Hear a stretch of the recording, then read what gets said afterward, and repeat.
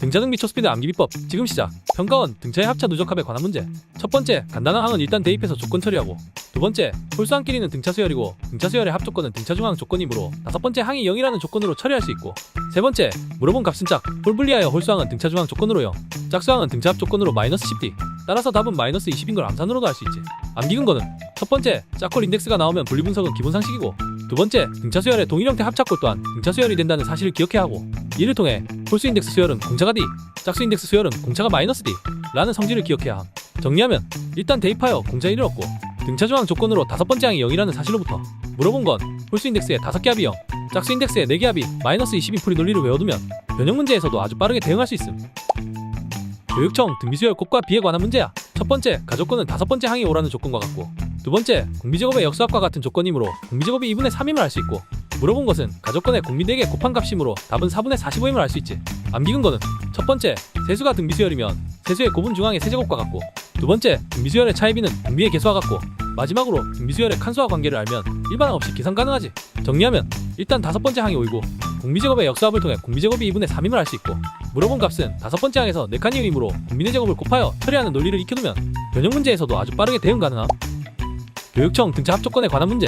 문제 조건에서 세 번째 항이 마이너스 42이고 가조건에서 k-2번째 항이 마이너스 10이라는 것을 알 수 있고, 나 조건에서 등차 합 공식을 살짝 응용하면 15k인 걸 알 수 있어서 답은 15라는 건 암산으로도 알 수 있지.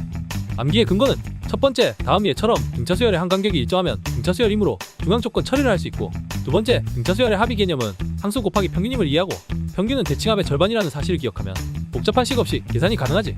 정리하면 일단 세 번째 항과 k-2번째 항의 구체적인 값을 구할 수 있고, 이게 나 조건의 합을 계산 시 대칭한 성질로부터 평균을 구하는 식으로 연계되며 부분합이 15k라는 걸 알 수 있으므로 답은 15가 된다는 논리를 익혀두면 비슷한 변형 문제에서 가뿐하게 대응할 수 있음. 교육청 등비연립에 관한 문제. 우선 나 조건을 전개하면 여섯 번째 항부터 첫 번째 항을 합한 결과라는 걸 알 수 있고, 가 조건을 통해 합을 144와 40으로 분리할 수 있지. 두 번째, 누수의 비를 공비로 표현할 수 있고, 이 방정식을 풀면 공비가 2인 건 찍어서도 알 수 있지. 세 번째, 아무 식에나 공비 대입하여 초항을 구하고 물어본 값을 계산하면 답은 12인 건 쉽게 계산할 수 있지. 암기의 근거는 첫 번째, 나 조건의 등비의 곱은 등비중항 대칭성으로부터 다음과 같이 표현할 수 있고, 따라서 이를 대입하면 여섯 번째 항으로, 이를 대입하면 다섯 번째 항으로 표현된다는 사실이 기술적인 포인트야. 두 번째, 등비수열의 선형결합 형태, 즉 같은 모양의 덧셈 뺄셈으로 이루어진 수열 또한 등비수열임을 알고 있어야 하고, 여기선 공비가 r제곱이라는 사실도 알아야 해. 정리하면 나 조건을 전개할 때 등비중항 대칭성으로부터 여섯 번째 항부터 첫 번째 항까지의 합으로 표현되고, 짝수계를 이용해 두 개씩 묶은 수열 또한 등비수열로 해석 가능해서 144, 36, 9인 등비수열이 되는 건 아래의 분수 계산을 통해서 쉽게 계산 가능함. 나머진 그냥 기본 계산이므로 위에서 사용한 논리를 기반으로 외워두면 어떤 변형 문제라도 쉽게 대응할 수 있음. 평가원 등차 합조건에 관한 문제. 공차 1라는 조건의 밑줄 먼저 긋고, 첫 번째, 주어진 합조건에 항의 개수로 나누어 빼면 공차 관련 성질로 식을 세울 수 있고, 식 정리하여 2차 방정식 풀면 k는 4라는 건 쉽게 계산 가능함. 여기서 물어본 값은 여덟 번째 항이라는 것도 알 수 있음. 두 번째, S4를 4로 나눈 값이 2.5번째 항이고, 마이너스 4라는 값을 통해 물어본 값과 5.5칸 차이남으로 공차의 5.5배를 곱하여 더하면 답을 구할 수 있음. 암기의 근거는 우선 등차 수열은 함수 관점에서 직선이라는 점을 이용해 첫 번째, 부분합을 항의 개수로 나누면 평균이 등장하고, 이는 중앙 개념으로 일반화가는. 예를 들면 S9를 9로 나누면 중앙인 다섯 번째 항과 같다는 걸 바로 알 수 있지.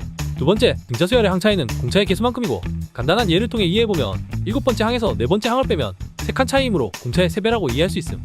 이를 바탕으로 다시 정리하면 주어진 합조건을 항의 개수로 나누식은 일반항에 대한 조건이고, 빨간 펜으로 적은 것처럼 차이가 딱 한 칸 차이이므로 바로 공차 1이라는 걸 알 수 있음.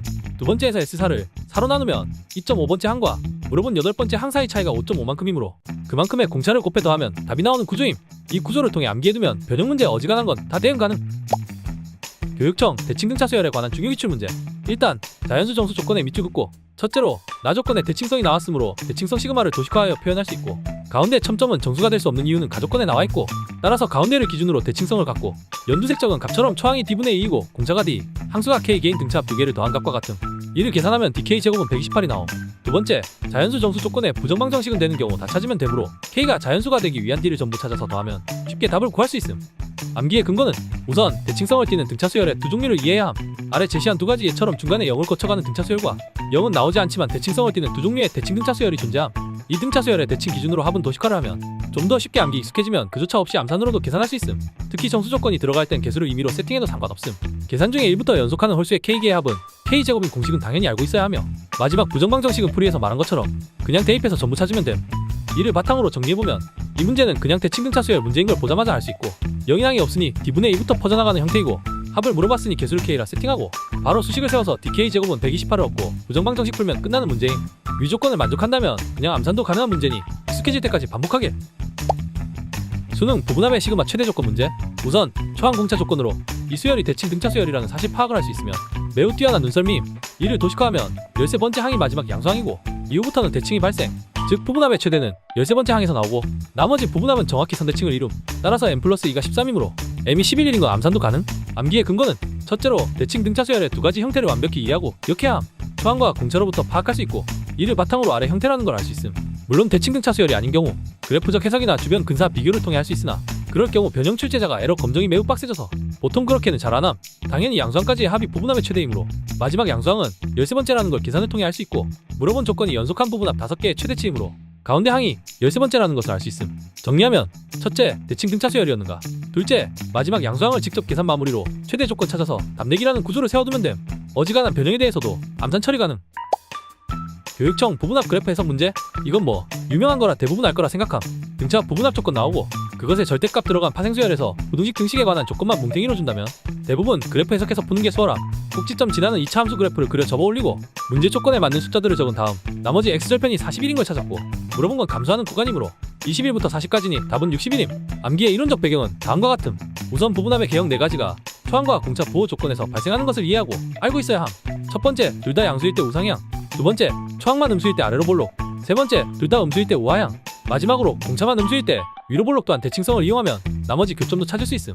정리하면 보라색 형광펜 보면 부분합 파생수열 조건들이므로 그래프 해석 확률 매우 높음. 그림 그려보면 단순 증가는 불가하므로 아래 개형일 확률 99%, 대칭 조건으로 절편 40일 바로 확인 가능. 뭘 물어보든 그래프 해석 관점 찾으면 되니 어떠한 변형이라도 같은 패턴으로 처리 가능. 교육청 두 수열에 관한 것처럼 보이는 문제. 밑줄부터 그어보면 정수 조건, 차 조건, 등호 조건, 부등호 조건 등 두 수열에 관한 조건이 제법 많음. 특히 보라 조건이 좀 골 때리는 거니 저런 건 진하게 체크해두삼. 이걸 전부 한쪽으로 몰아보면 전부 다 차 조건으로 바꿀 수 있음. 즉 애초에 새로운 차의 수열시 n을 세팅하고 풀면 문제가 매우 수월함. 가 조건 다시 해석하고 나 조건도 다시 해석하고 정수 조건에서 가능한 공차는 보라 조건으로 마이너스 1밖에 없으므로 수열을 열거해서 m을 찾으면 됨. 물어본 것도 결국 차의 수열을 통해 분해 가능하므로 답이 마이너스 6인 거 쉽게 찾을 수 있음.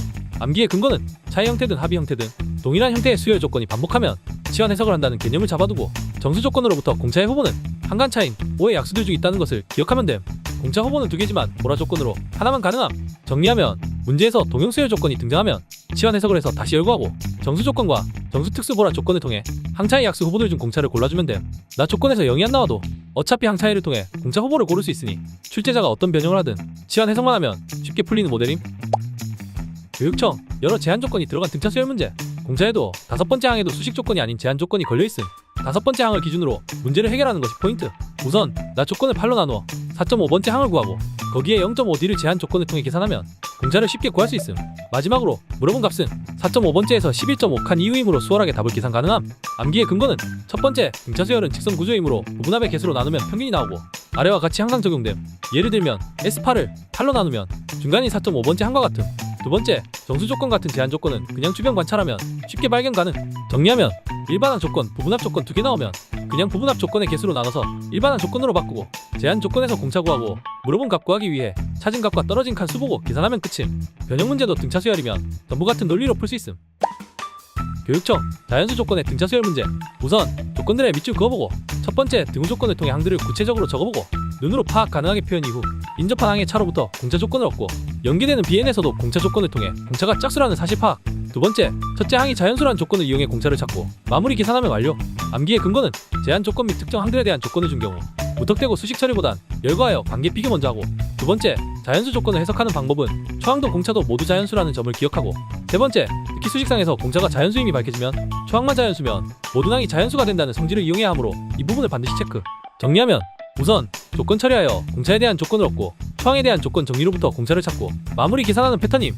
변형하여 공차 후보가 여러 개 나온다 하더라도 어차피 물어본 값이 최대냐 최소냐 이런 류로 바뀔 뿐 풀이 과정상 달라질 논리는 없음. 평가원 역사상 가장 특이한 등차 수열 제한 조건 문제. 개인적으론 평가원 등차 등비 베스트 넘버 1 문제 같음. 잡기술 없이 개념으로만 푸는 문제. 우선 조건들의 밑줄 긋고 첫째로 모든 항 자연수이므로 초항 공차 모두 자연수라고 해석. 두 번째, 7번째 항이 13의 배수라는 식을 세워봐야 할 게 없음. 세 번째, 부분합의 시그마 처리가 포인트인데 그냥 등차합 공식을 때려 넣고 계산하면 어차피 초항 공차 조건으로 바뀌니 그냥 하면 됨. 속어 쉽게 정리하면 세 번째 항이 23이라는 조건이 나오고 이걸 통해 일곱 번째 항과 엮으면 가능한 공차는 4밖에 없다는 건 부정방정식 주변값 대충 때려넣기 하면 알 수 있는 사실임. 원칙상 초항도 자연수인지 모든 후보를 체크해봐야 하는데 이후에 나오는 공차가 너무 커서 바로 배제임. 따라서 물어본 값은 19라는 건 금방 찾을 수 있음. 암기의 포인트는 배수 조건 플러스 부분합의 시그마 등식 나올 시 그냥 등차합 공식을 사용해 식 처리하는 게 포인트임. 이걸 등차합은 상수항 없는 2차식이라는 걸 이용해 간단히 하려고 하면 오히려 초항 공차 자연수 조건을 파악하기 어렵게 되므로 무직하게 개념과 계산으로 밀어야 하는 문제임. 정리하면 직접 계산 가능한 시그마를 공식으로 쭉 밀어서 식 정리하면 세 번째 항 조건이 나오고 이걸 이용해 배수 조건에 맞는 공차 찾으면 따라서 답은 금방 나옴. 어떤 변형 형태라도 위조건이면 계산으로 밀어버리면 생각보다 쉽게 나오니 등차수열 부분합의 시그마와 배수 자연수 조건이 붙어있으면 수식 계산부터 밀면 쉽게 처리 가능.